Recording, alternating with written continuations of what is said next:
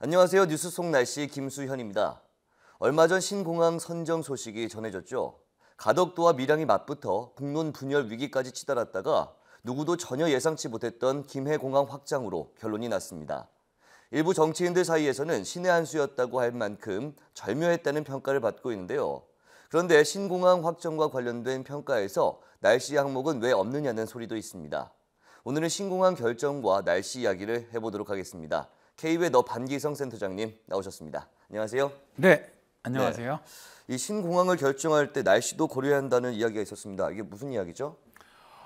우선 이제 올해 초에 발생했었던 제주공항 사태 기억하시죠? 예. 당시 이제 폭설 또 난기류로 사흘 이상 활주로 운항이 중단돼 여행객 6만여 명이 발이 묶인 사태가 있었지 않습니까?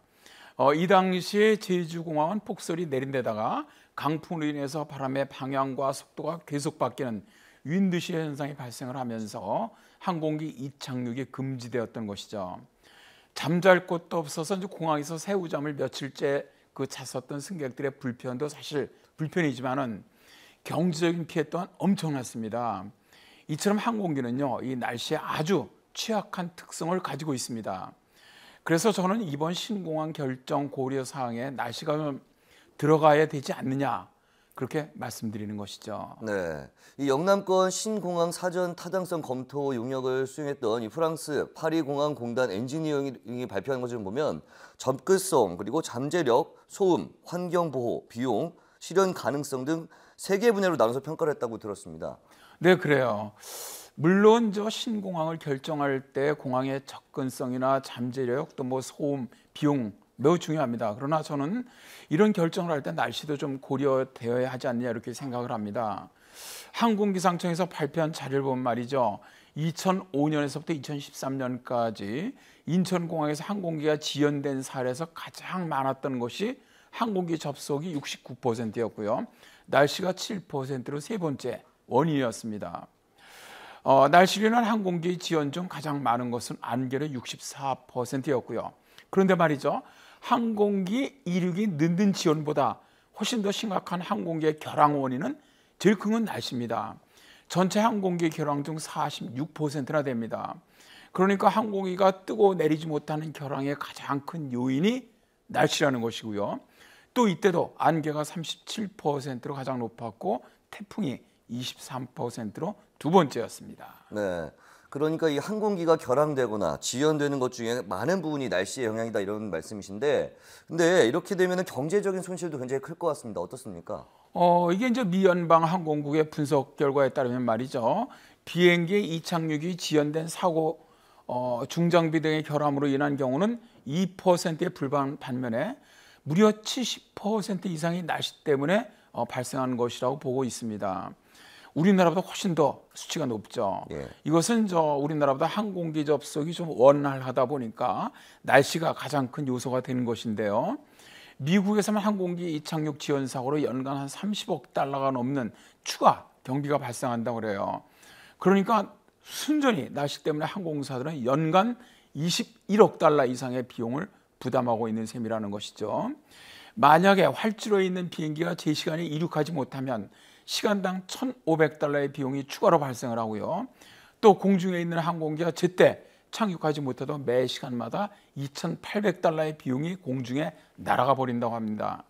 그러니까 미국에서 매년 항공기 이착륙 지연 사고로 3조 원 정도 넘는 돈이 든다는 것인데 사실 이걸 한 20년 정도로 계산하면 무려 60조 원이 들고요. 또 날씨로 인해서 42조 원의 경제적 피해가 발생한다는 것이죠. 네, 이 날씨가 항공사의 수입에 상당히 중요하다는 말도 들었습니다. 날씨를 잘 이용해서 성공한 사례가 있을까요? 이 호주 퀀타스 항공이라고 있어요. 이게 이제 기상 정보를 가장 잘 활용하는 항공사로 알려져 있는데요. 이들은 호주에서 유럽으로 비행할 때 안전 운항과 운항 비용 절감을 위해서 기상 정보를 이용한 최적의 항로를 선택을 합니다. 하나의 예로 히말라야 산악지대를 통과할 때는 상대적으로 기상 조건이 안전한 계곡을 따라가는 비행로를 개발을 했는데요. 아울러 항공로에서는 조종사들이 비행 중 기상을 관측해서 보고하는 항공기 기상 관측 보고를 실시간 기상 정보를 활용해서 약 40분 정도까지 운항 시간을 단축하고 있다고 합니다. 이게 이제 항공기 한 대당 1분의 비행 시간을 절약을 할 때 이를 1년 동안 누적을 하면 약 한 70억 원의 비용 절감 효과가 발생한다고 해요.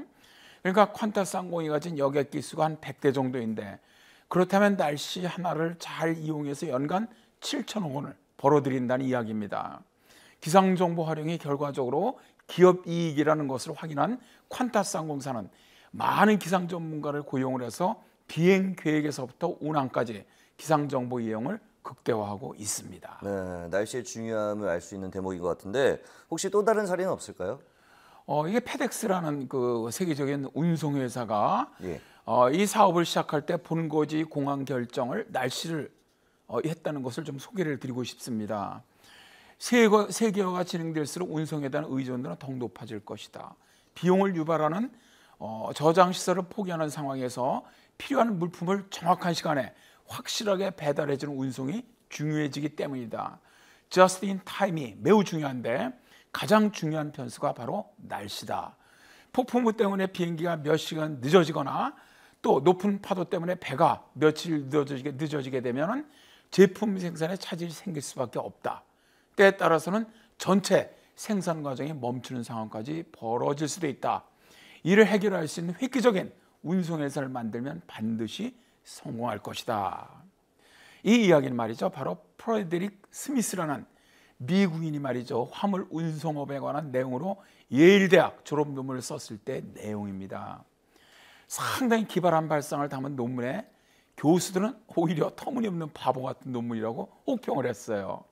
그는 저 교수들의 혹평에도 실망하지 않고 대학을 졸업하던 1973년에 페덱스라는 운송회사를 설립을 했습니다. 네, 그렇다면 프레더릭 스미스가 배달 시간을 정확히 맞추기 위해서 어떤 방법을 썼나요? 그는 저희 테네시주 그 멤피스라는 그 도시에 예. 회사 본부를 설립을 했는데요. 그가 멤피스를 선택한 것은 이곳의 날씨가 연중 가장 좋았기 때문입니다. 멤피스 공항이 날씨로 인해 폐쇄되는 경우는 연평균 0.5일에 불과합니다. 예. 다시 말하면 악천후로 인해서 비행기 운항이 불가능한 경우가 거의 없다는 것이죠. 운송업의 성패를 날씨가 크게 좌우한다는 것을 알고 시작한 그의 사업은 승승장구합니다.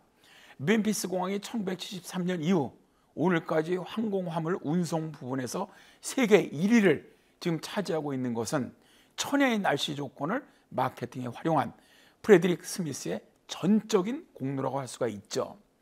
페덱스는 현재 680대의 항공기를 보유하고 있고요. 전 세계 375개 지역으로 소포와 화물을 배송하면서 매출액이 40조 원을 넘고 근로자 수만 28만 명 이상이라고 합니다. 네, 그러니까 날씨 하나만 딱 보고 그곳에 운송회사를 차리는 해안으로 세계적인 어떤 항공사로 성장했다 이렇게 볼 수 있겠군요. 네, 그렇습니다. 사실 지금 제가 대학교에서 항공기상을 강의하고 있는데요. 2주 전에 제가 이제 팀별로 항공기 안전에 관련된 좀 연구를 발표하도록 했습니다. 근데 제가 좀 깜짝 놀란 것은 말이죠. 예. 한 팀이 바로 이 영남권 신공항 후보지인 가덕도와 밀양을 선정하는 기준으로 안개를 가지고 분석을 했더라고요. 제가 이제 날씨 일을 하니까 뭐 하는 이야기가 아니고 앞에서도 말씀드린 것과 같이 날씨가 항공기 안전과 이착륙에 많은 영향을 주고 있지 않습니까? 예. 또 경제적인 피해도 엄청나고요. 그러니까 날씨 요소도 평가 항목에 넣는 좀 지혜가 있었으면 어땠을까 하는 생각을 했습니다. 네, 그렇군요. 오늘 말씀 고맙습니다. 네, 감사합니다.